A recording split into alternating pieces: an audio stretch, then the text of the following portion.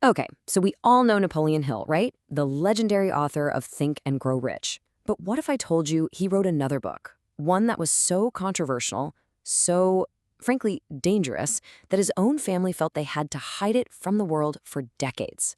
Today, we're uncovering that hidden manuscript. Get this, we're talking about a manuscript written on a manual typewriter way back in 1938, and it was immediately locked away for over 7 decades, 72 years. Just let that sink in. The family literally waited for key members to pass away before they thought it was safe enough to finally release it. So that's the big question, isn't it? What on earth was in this book that was considered so threatening? What kind of secrets did Napoleon Hill uncover that could have put his entire reputation, everything he'd built, at risk? Well, when you boil it all down, the reason it was hidden comes down to one simple, incredibly powerful emotion: fear. And specifically, it was the fear of Napoleon Hill's own wife, Annie Lou. And her fears were very, very real. She was terrified of the backlash they'd get from organized religion. She believed the ideas in the book were so radical, they would cause a massive public outcry. She was also worried it could cost Hill his job, their home, their entire financial security. At the time, the content was it was way too hot to handle. But here's the thing. This philosophy, these incredible ideas, they weren't born in some comfortable, quiet library. No, this was forged in the absolute fire of Napoleon Hill's own darkest hour, a period of intense failure that brought him to the very brink of giving up. It all started back in 1908 with that famous challenge from Andrew Carnegie. But fast forward to 1923, and Hill is completely lost, broke, and paralyzed by indecision. And then in 1926, things take a terrifying turn. His business partner is murdered, forcing Hill to literally run for his life and go into hiding.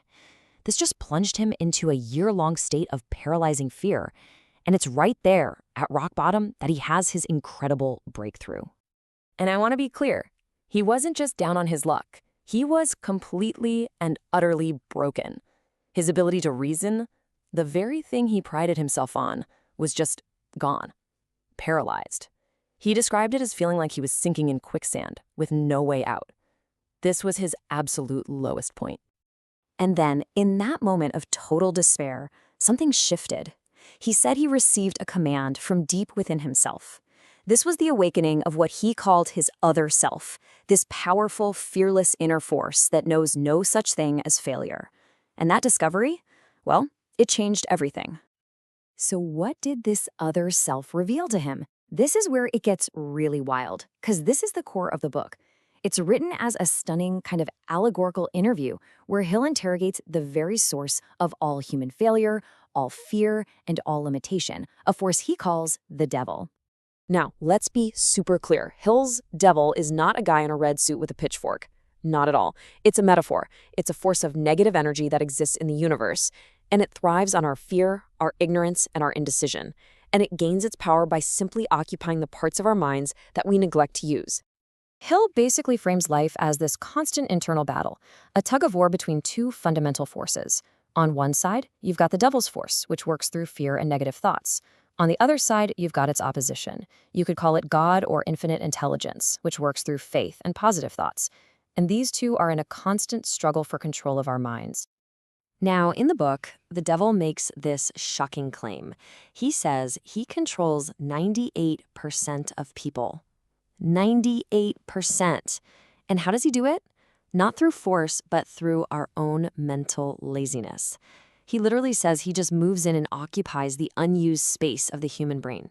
He's like a squatter living in the vacant real estate of our minds. So that brings us to the devil's #1 weapon, the main tool he uses to control that 98%.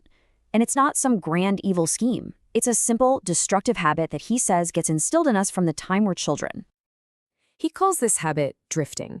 A drifter is basically anyone who just lets life happen to them. They're mentally passive. They allow outside circumstances, other people's opinions, and the news to dictate their path instead of taking control and thinking for themselves. So, how do you recognize a drifter? Or more importantly, maybe recognize these tendencies in yourself? Well, the warning signs are pretty clear. Having no major purpose in life, lacking self-confidence, making the same mistakes over and over, starting things but never finishing them. It's a pattern of mental aimlessness that makes a person easy prey for negativity. But here's the amazing part.